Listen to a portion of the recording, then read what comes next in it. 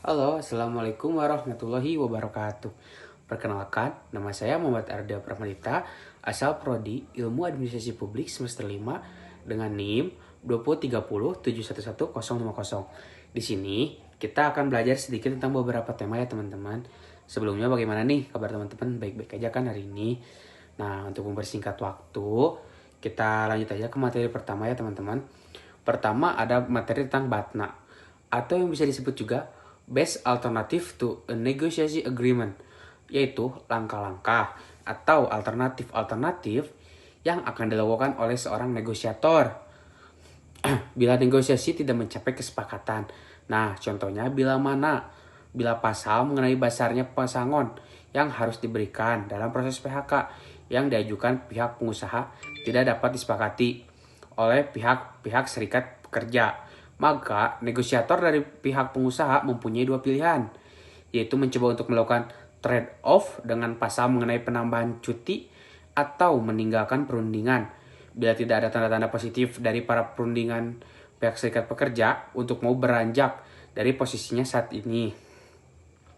Terus juga ada yang disebut JOPA atau Zona of Possible Agreement, yaitu suatu zona atau area yang memungkinkan terjadinya kesepakatan dalam proses negosiasi. Nah, contohnya, target upah minimum yang dihendaki oleh pihak pekerja adalah 1 juta, atau bisa disebut juga gross ya teman-teman. Sedangkan reservasi price-nya adalah 750.000. Nah, sedangkan target upah minimum yang dikehendaki oleh pihak pengusaha adalah 650.000. Nah, dan reservasi price-nya adalah 850.000. Zona antara 750.000 dan 850.000 adalah JOPA. Nah, jadi jalan tengah-tengahnya lah teman-teman. Terus juga di sini kita akan ngebahas sedikit tentang pengertian pengambilan keputusan. Institutif gaya pengambilan keputusan. Institutif adalah dengan mengandalkan perasaan, kesadaran emosional, fantasi, kadang-kadang bersifat impulsif, cepat mengambil keputusan. Menurut Heron dan kawan-kawan pada tahun 1978, pengambilan keputusan intuitif ini adalah suatu proses tidak sadar yang diciptakan dari dalam pengalaman yang tersaring. Dalam hal ini tidak berarti analisis rasional sama sekali tidak berjalan, lebih tepatnya antara faktor emosional dan fantasi dan rasional yang melengkapi. Hanya saja aspek emosional lebih dominan menurut Robin pada tahun 1996. Nah, mengidentifikasi ada 8 kondisi yang memungkinkan orang menggunakan pengambilan keputusan intuitif, yaitu bila ada ketidakpastian dalam tingkat yang tinggi. Kedua, bila hanya ada sedikit presiden untuk diikuti, bila hal-hal yang dihadapi kurang dapat diramaikan. Nah, bila fakta-fakta yang terkait terdatabase, bila fakta tidak dengan jelas menunjukkan jalan untuk diikuti, terus bila data analisis kurang berguna, bila ada beberapa penyelesaian alternatif yang masuk akal untuk dipilih antaranya dengan argumen yang baik untuk masing-masing, bila waktu terbatas dan ada tekanan segera mengambil keputusan yang tepat. Nah, terus juga ada tentang ini nih teman-teman nih, komunikasi tradisional. Ada yang tahu gak nih komunikasi tradisional itu apa? Nah, komunikasi tradisional merupakan saluran komunikasi yang paling krusial buat mobilisasi di desa.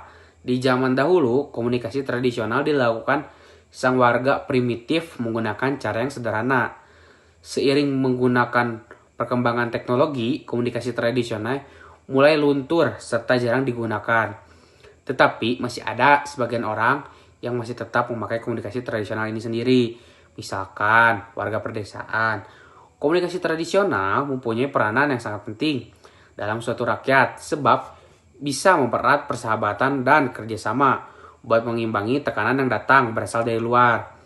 Selain itu, komunikasi tradisional memiliki dimensi sosial, mendorong insan untuk bekerja menjaga keharmonisan hayati, menyampaikan rasa keterkaitan, beserta bersama-sama menentang kekuatan alam serta digunakan dalam mengambil keputusan bersama. Nah, berarti kalau misalkan kita ambil kesimpulannya nih, si komunikasi tradisional ini masih banyak digunakan di pedesaan ya teman-teman. Terus ada macam-macam alat komunikasi. Nah, macam-macam alat komunikasi sudah dipergunakan pada orang lain dari zaman dahulu hingga saat ini.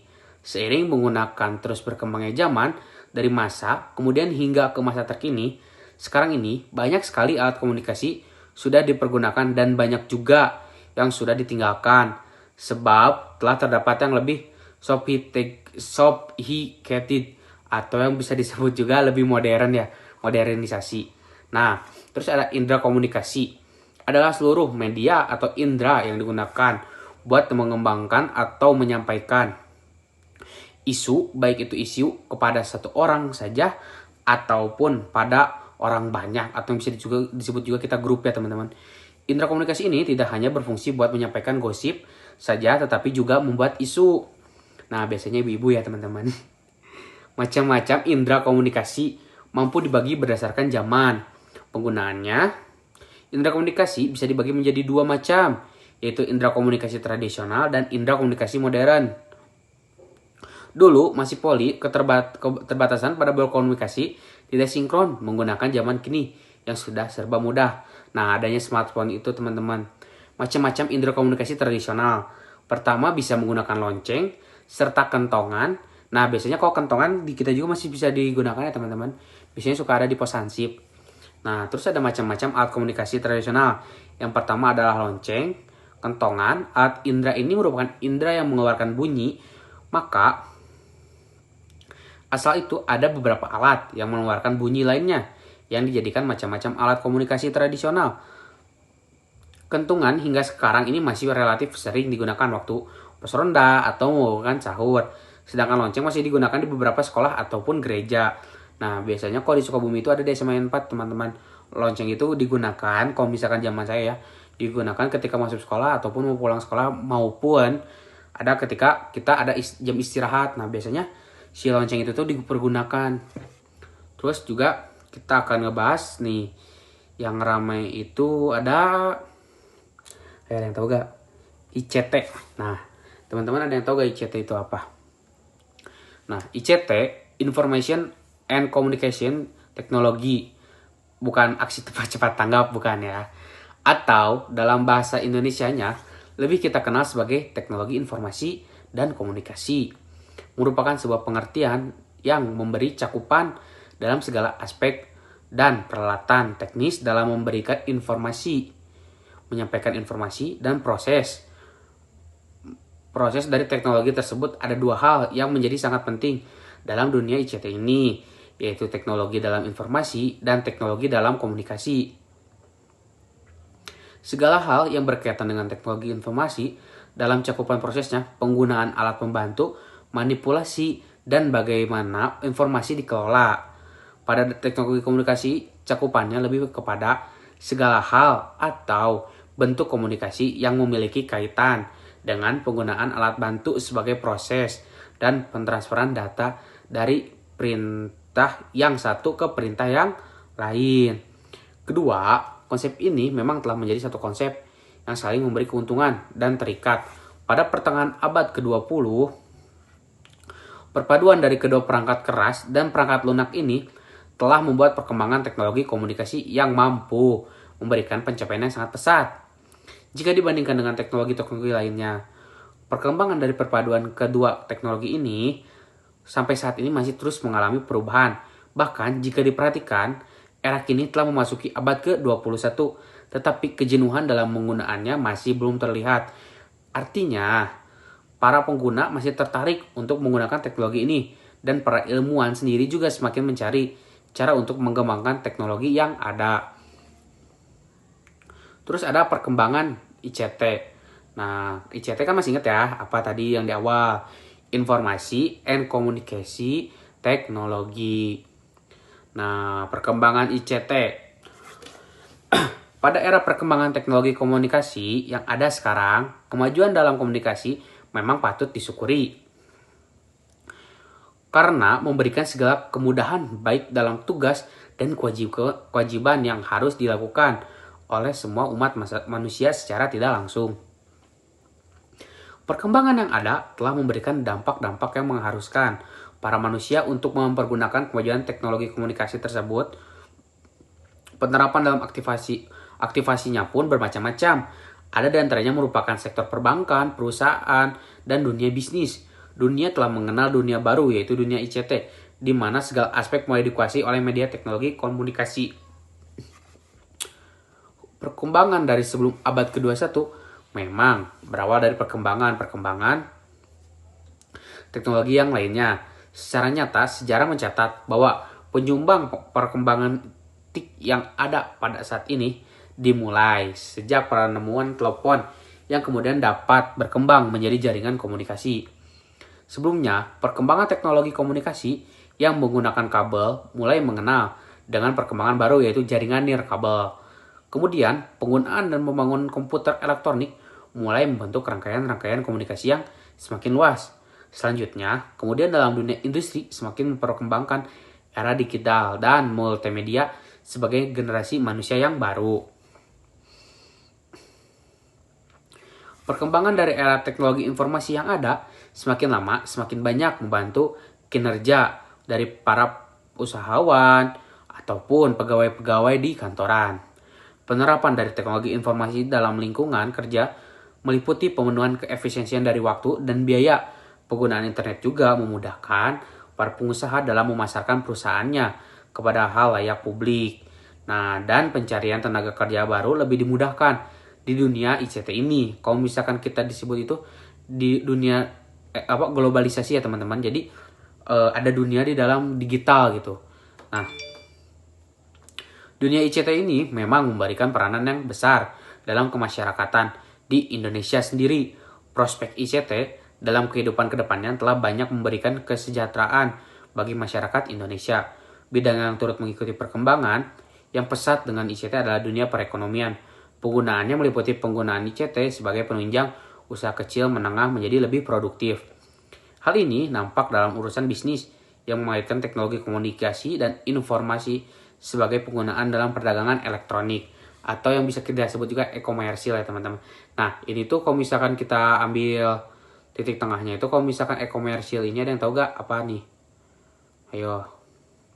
Nah, e-komersil ini kayak kalau misalkan kita tuh Tokopedia, ya Shopee, Lazada, terus juga kan kalau dulu tuh kita kalau misalkan mau makan itu harus kalau misalkan malas masak nih, kita tuh harus pergi ke restoran ataupun kita harus ibaratnya jalan sendiri lah.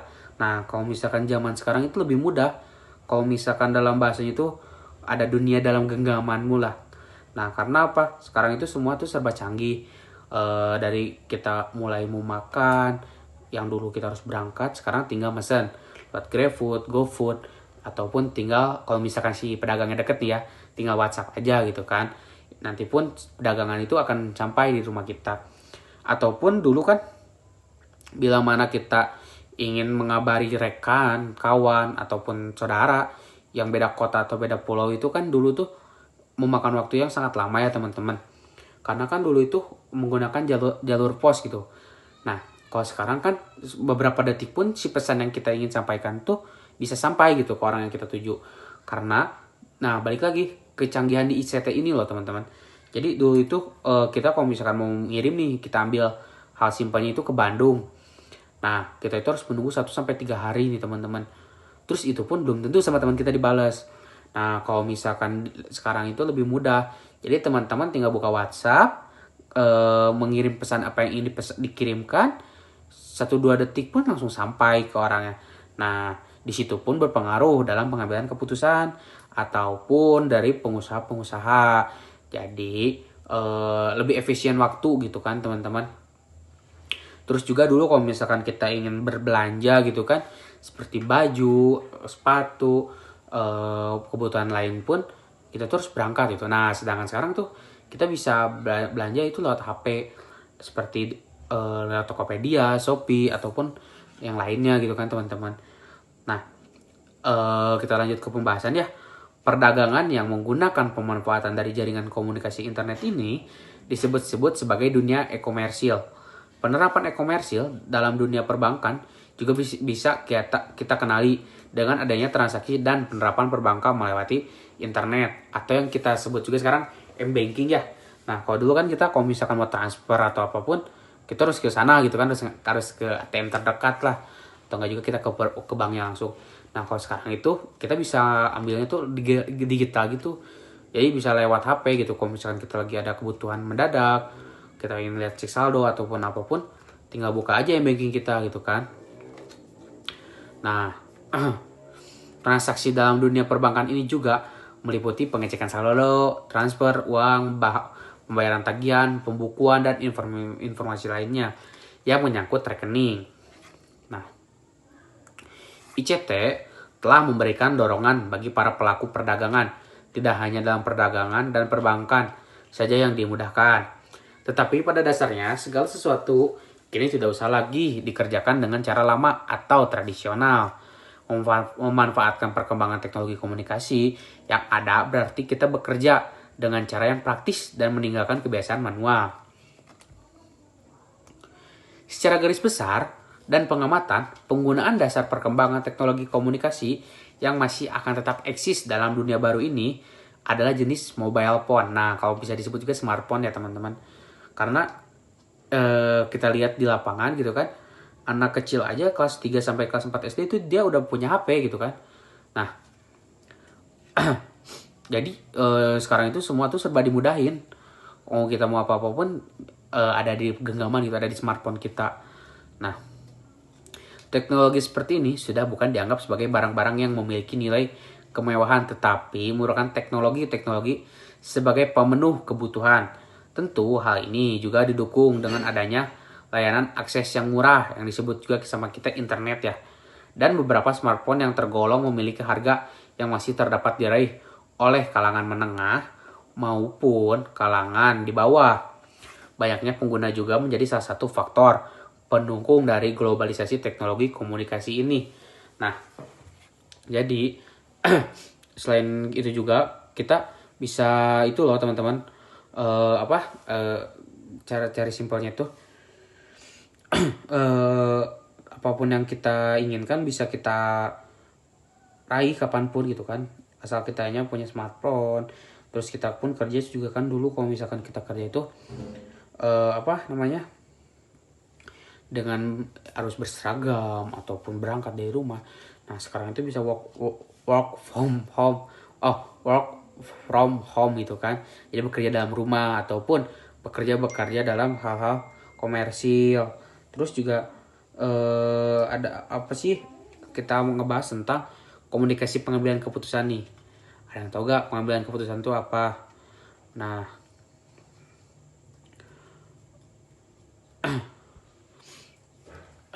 kita cari dulu materinya ya teman-teman ya, santai. Masih ada waktu 7 menit lagi, santai-santai.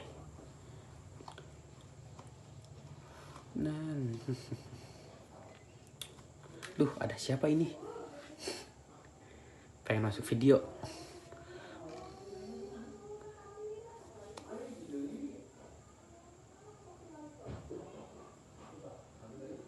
Nah, terus pengembangan pembangunan merupakan salah satu aspek penting dalam suatu wilayah. Banyak program pembangunan yang dirancang oleh pemerintah memprioritaskan pengembangan wilayah, suatu perdesaan ataupun perkotaan. Nah, yang kita sebut tadi ya teman-teman, sekarang itu apa-apa itu bisa serba mudah. Nah, apa-apa itu bisa serba mudah. Terus ada juga beberapa hal-hal yang bisa kita ambil nih teman-teman. Contohnya juga kita kembali lagi ke materi ini ya. Bentar.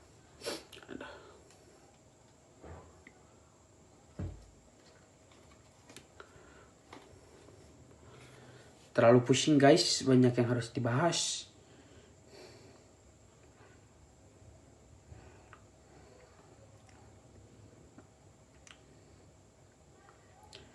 Nah, menurut teman-teman nih secara garis besarnya nih, pengambilan keputusan itu apa sih? Ada yang tahu gak?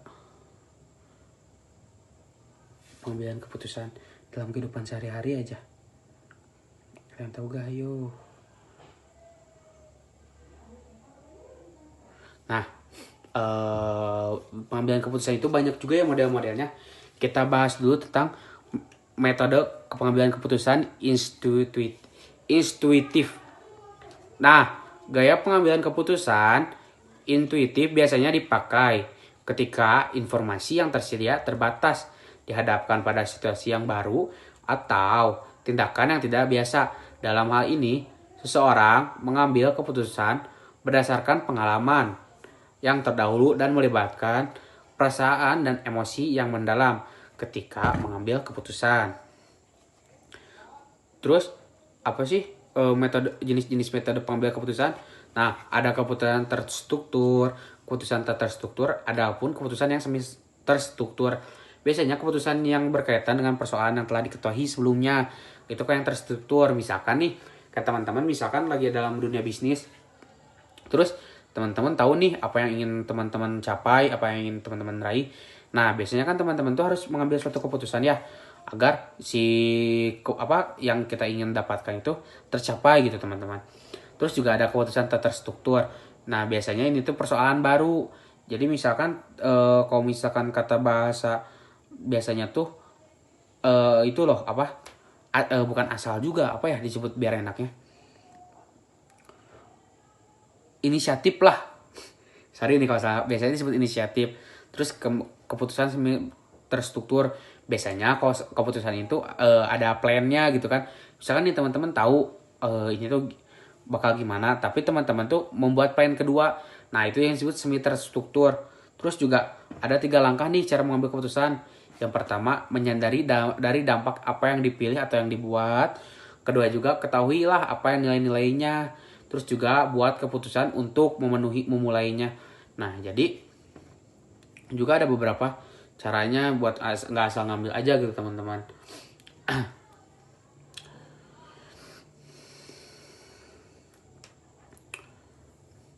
Ada yang mau ditanyain dulu gak nih? Kalau misalkan ada, boleh di komen. Nah, yo ada yang mau ditanyain gak? Capek guys ngomong terus tuh. Apalagi 25 menit. Aduh, capek.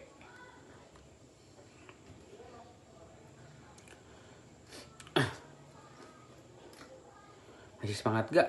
Masih semangat dong, masih ada waktu. Ya gak, ya gak, ya gak. Harus tetap semangat.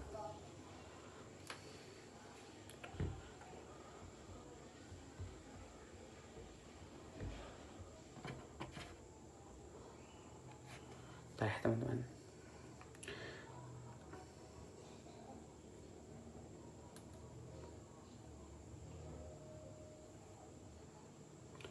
Nih, terus juga ada ini loh teman-teman, apa? Pengambilan keputusan intuitif. Gaya pengambilan keputusan intuitif adalah dengan mengendalikan perasaan, kesadaran emosional ataupun fantasi.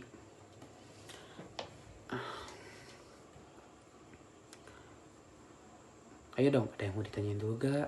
Apa sih apa pengertian pengambilan keputusan tuh?